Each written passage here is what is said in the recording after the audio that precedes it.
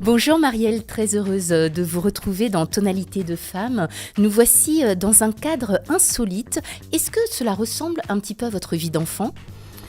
Oui, effectivement, une vie d'enfant qui a commencé en Ardèche, donc un paysage proche de la nature, bien évidemment, et dans un milieu qui était celui de l'hôtellerie-restauration.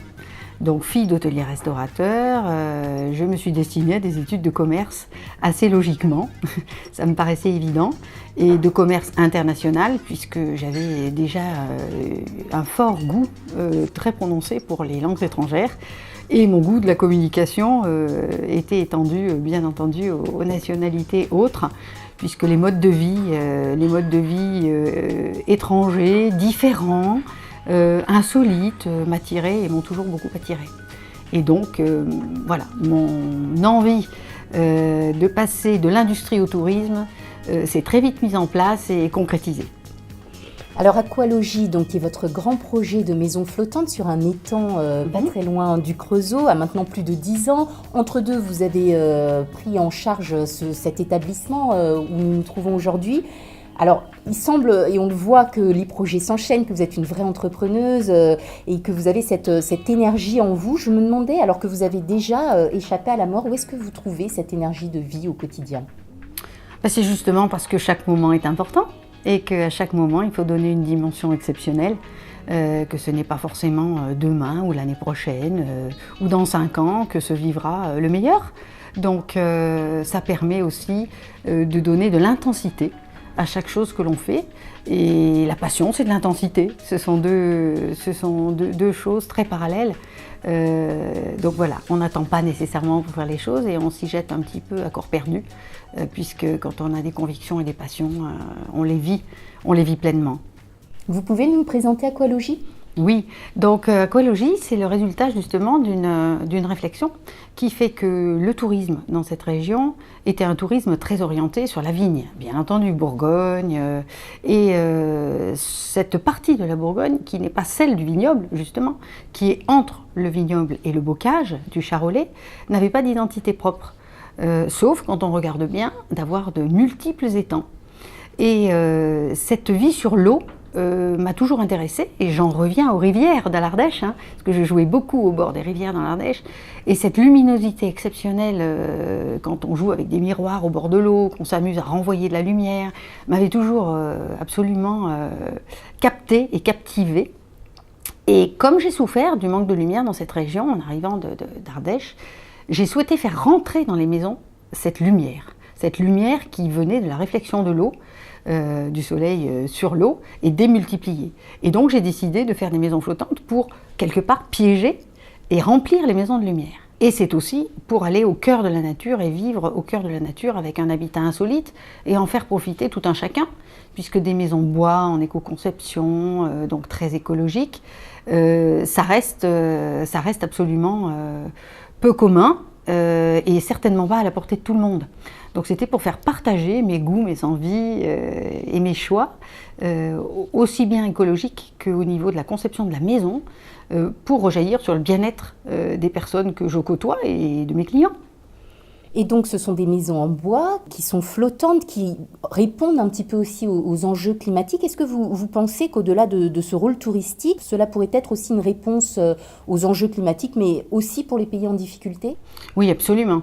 Absolument. D'ailleurs, il n'y a pas à aller bien loin pour s'en rendre compte, et j'en étais particulièrement consciente, puisqu'ici, la vallée de la Saône est très régulièrement inondable, et qu'il y a de nombreuses zones qui n'ont pas été construites du tout pour des raisons d'inondabilité, ou qui malheureusement ont été construites sur des systèmes classiques, et qui se retrouvent aujourd'hui avec des sinistres conséquents, puisque les maisons ont les pieds dans l'eau, et ça reste un handicap sérieux pour toute cette zone des bords de Saône. Donc effectivement, c'est une composante majeure qui s'adapte à des territoires en voie d'être inondé ou inondable, voilà. Et effectivement, on peut le prendre aussi sur des modules beaucoup plus légers que ce que j'ai fait, puisque moi j'ai réalisé des maisons qui font 75 mètres carrés et 115 mètres carrés. Très grande. Hein. Voilà, mais qui peut le plus, peut le moins. Donc on peut faire du petit module de 20 mètres carrés et du module d'urgence, effectivement. C'est tout à fait cohérent et compatible avec les préoccupations de notre époque, bien entendu. Et le bois pourrait être le meilleur matériel ? Oui, le bois pourrait très certainement être le meilleur matériel, puisqu'il a cette capacité par rapport à l'hygrométrie de savoir se comporter par tout temps et d'être vivant, mais d'être léger, puisque des flotteurs, ils supportent ce que l'on met dessus, et plus c'est léger, et moins c'est cher. Donc il y a quand même un rapport direct entre le poids de la structure d'habitat et le support. Le coût va avec. Donc pour faire léger et supporter des amplitudes thermiques importantes, c'est certainement le bois qui est le plus adapté. Je sais qu'en plus des séjours dans vos magnifiques maisons flottantes, alors les noms que vous avez trouvés sont absolument poétiques. On a Lune d'eau, Alba ou Aurora. Nous nous trouvons aujourd'hui au milieu de votre nouveau challenge dans cet établissement qui s'appelle le Pré au bois. Est-ce que vous voudriez nous en dire quelques mots avant de nous séparer ? Oui, tout à fait.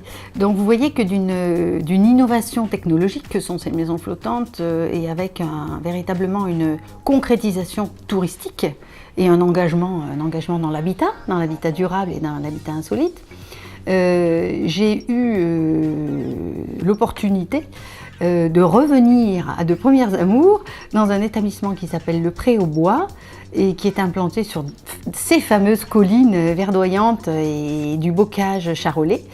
Un établissement qui est un hôtel-restaurant, une salle de 120 couverts et 40 chambres en hôtellerie, plus 21 hectares de terrain, des salles de formation, 7 salles de formation et un amphithéâtre de 100 places.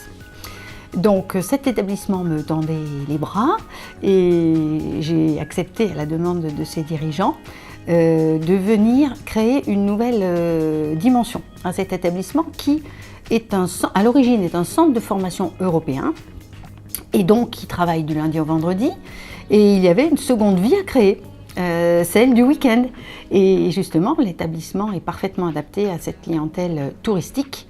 Et donc, d'un tourisme insolite à l'autre et d'une innovation à l'autre, nous sommes en train de nous pencher ensemble sur un futur insolite aussi, puisque l'établissement dispose de 21 hectares de terrain et de superbes pistes qui permettent de faire des initiations à divers engins roulants, mais je ne vous en dirai pas plus tout de suite, puisqu'il y a des projets dans l'air tout aussi innovants et insolites que l'ont été les maisons flottantes.